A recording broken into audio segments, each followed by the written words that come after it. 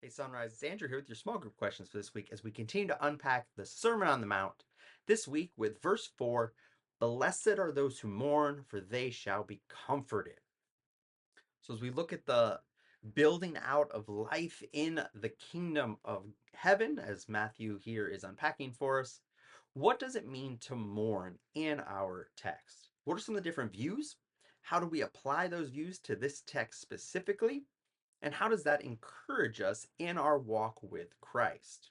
That's a big question opening, and we unpack it in several different ways. One, of course, is how is mourning connected with low in spirit? Those who are lowly in spirit are also those who mourn. How are these things connected?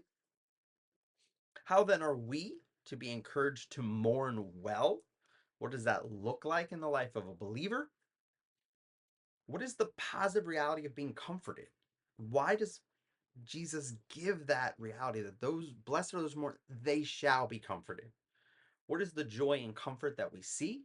How is that a positive reality? And so, bringing this whole thing together, how does this continue to build us up in our relationship with Christ? What is the joy found in verse 4 in life in the kingdom together?